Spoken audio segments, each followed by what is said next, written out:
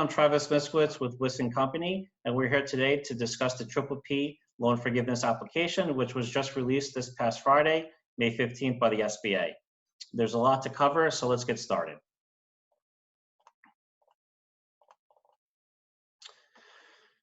You can go to the Department of Treasury website to download a copy of the forgiveness application. If you scroll to the borrower section, click on the link, and you can save to your computer. There's about 11 pages included in the forgiveness application. It includes instructions on completing the application in addition to other guidance. We're going to work off of this annotated copy. That we've reviewed, and we've made some notes. So 4 forms are included with the application: the PPP Forgiveness Calculation Form, Ppp Schedule A. These 2 forms are required to be submitted to the lender with your forgiveness application. And then there's also the Ppp Schedule A worksheet, which really is to help you and assist you in completing the application, in addition to the borrower demographic information form, which is truly just for informational purposes.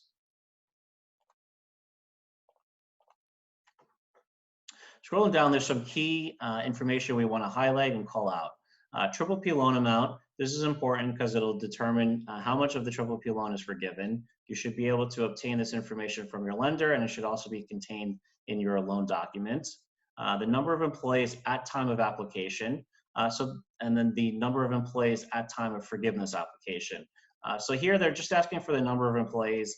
To the extent you have part-time and full-time employees, just count everyone and include them and list them on the application.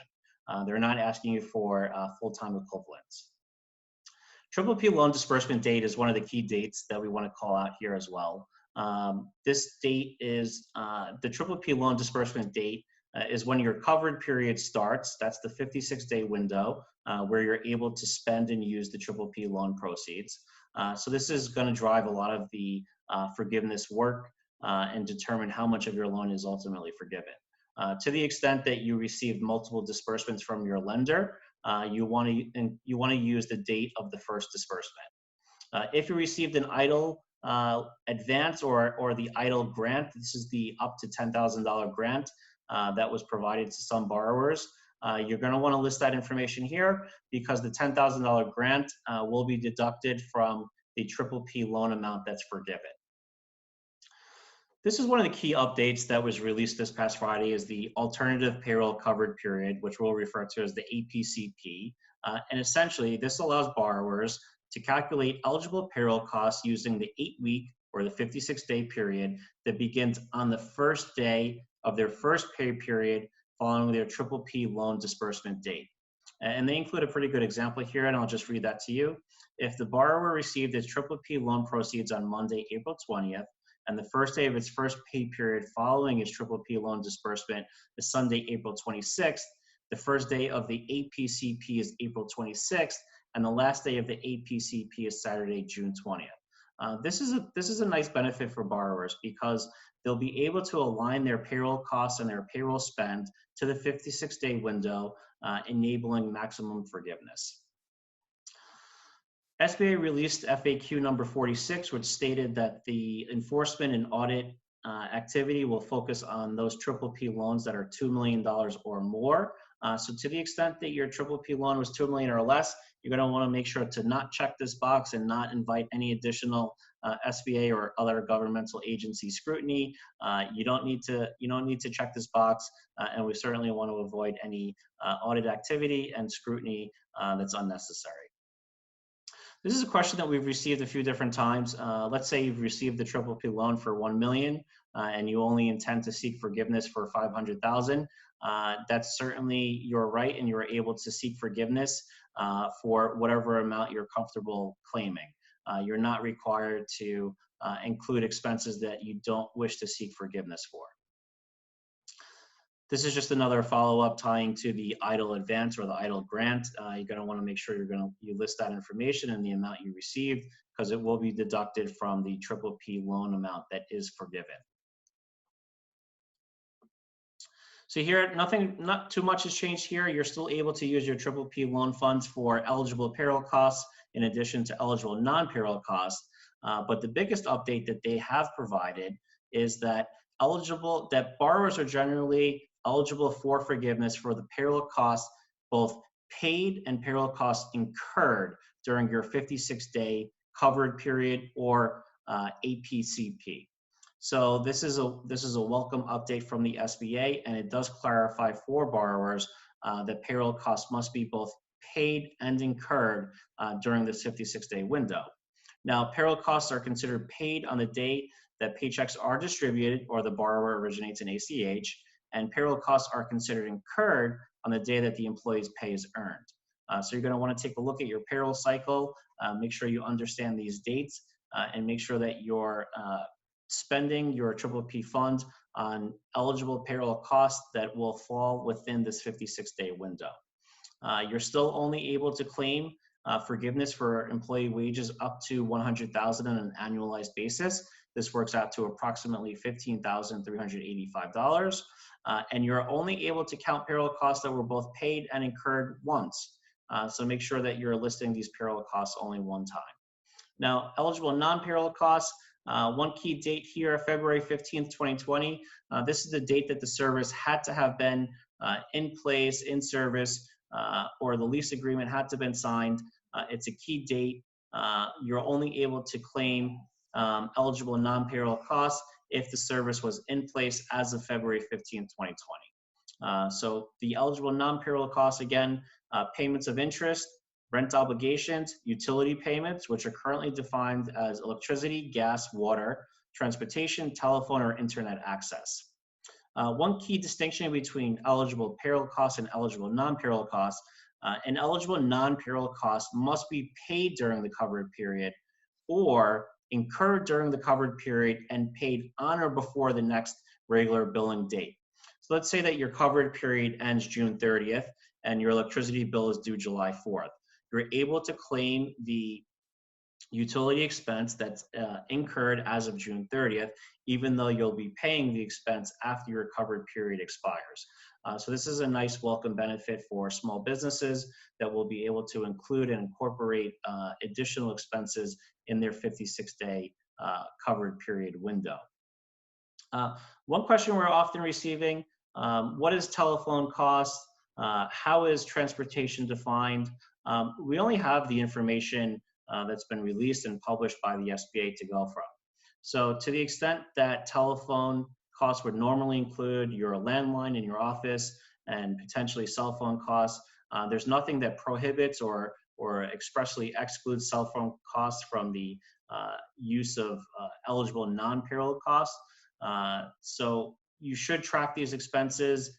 You should intend to include landline and telephone costs in your forgiveness amount, but we do expect SBA to issue some additional FAQs and at least one more interim final rule that will hopefully provide more clarity and additional guidance when it comes to loan forgiveness and the forgiveness application.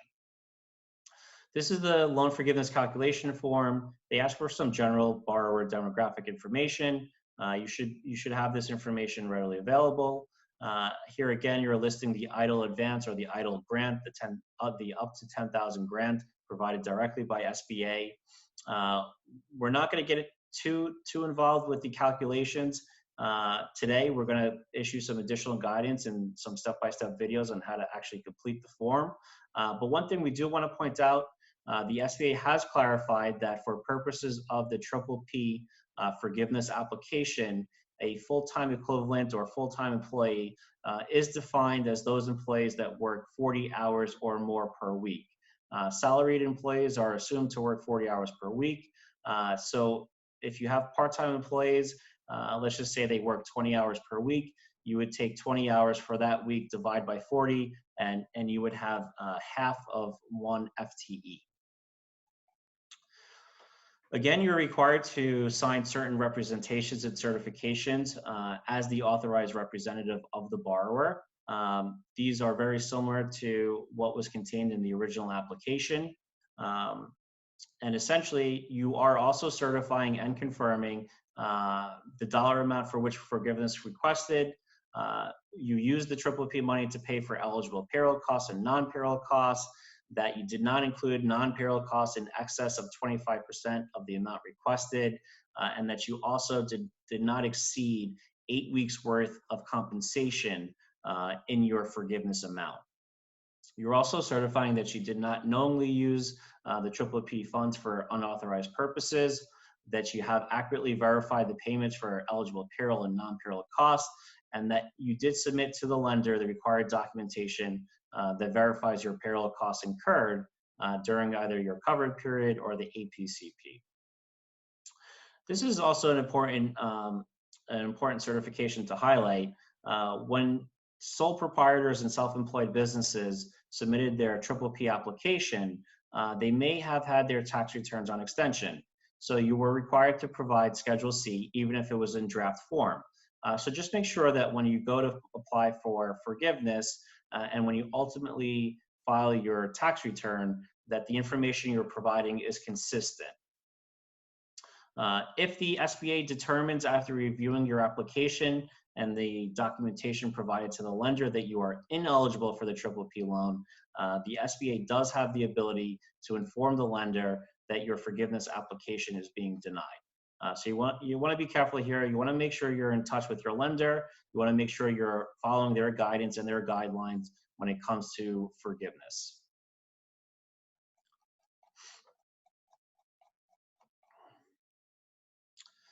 Here we cover the definition of average full-time equivalent. So as we said before, a full-time equivalent is someone that's working 40 hours or more per week.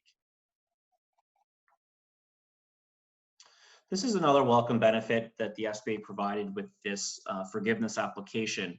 So to the extent that you offered to rehire your employees, but they turned you down, if your employees were terminated for cause, or if your employees requested to work fewer hours, you will not be penalized for those employees when it comes to the headcount penalty provision. So this is a welcome benefit for borrowers. So moving along to PPP Schedule A worksheet, what we want to point out here, Table 1, you are required to list all employees here that earned $100,000 or less during 2019.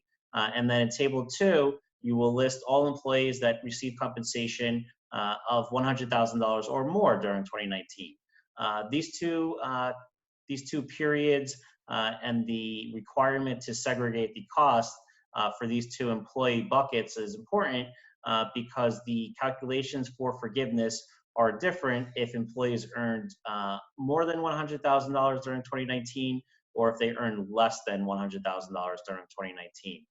We'll get into this a lot more when we provide additional guidance regarding the application and how to complete the application. But for now, what you need to know is that Table 1 is for, should contain those employees that earned $100,000 or less during 2019, and Table 2 should include those employees who received compensation and earned more than $100,000 or more during 2019. Here, towards the end of the application, there's some documentation that you are required to submit to your lender with your forgiveness application. So when it comes to payroll, you're going to want to provide bank account statements or payroll service provider reports. You'll also want to provide tax forms. Generally, this will be Form 941 for payroll reports. If you work with a PEO, they should have another report in a suitable format that you will be able to provide with your forgiveness application. You'll also want to provide copies of payment receipts, canceled checks or account statements that documents any employer contributions to health insurance and retirement plans. You are able to include those costs in the forgiveness amount.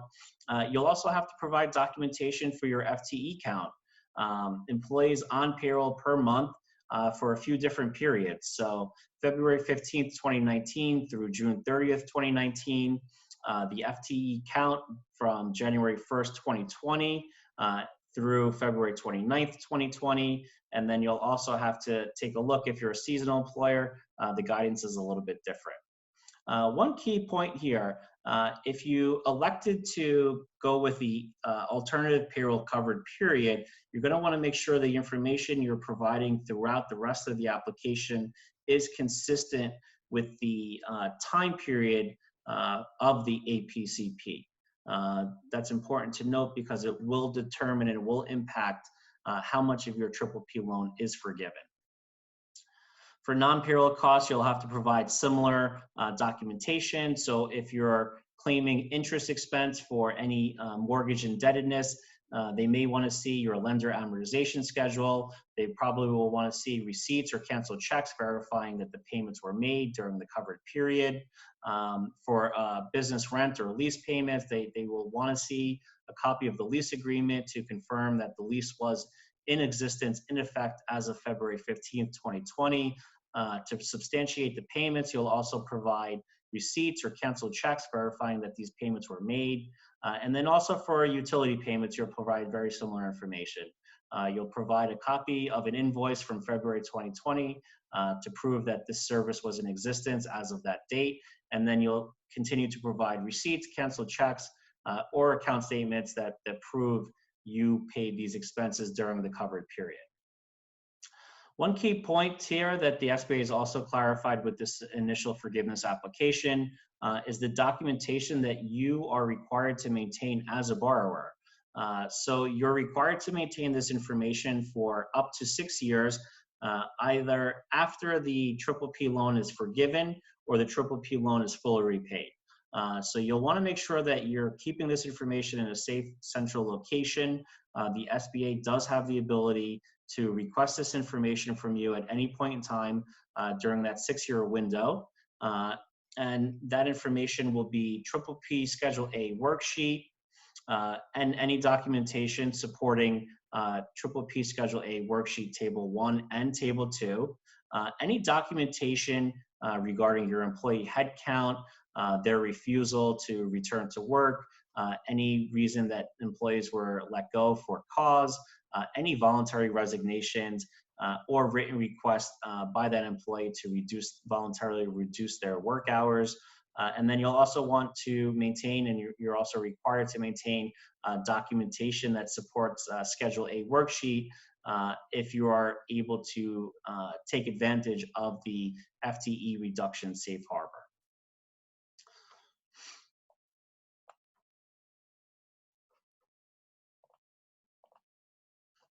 So we know there's a lot of information contained in the form.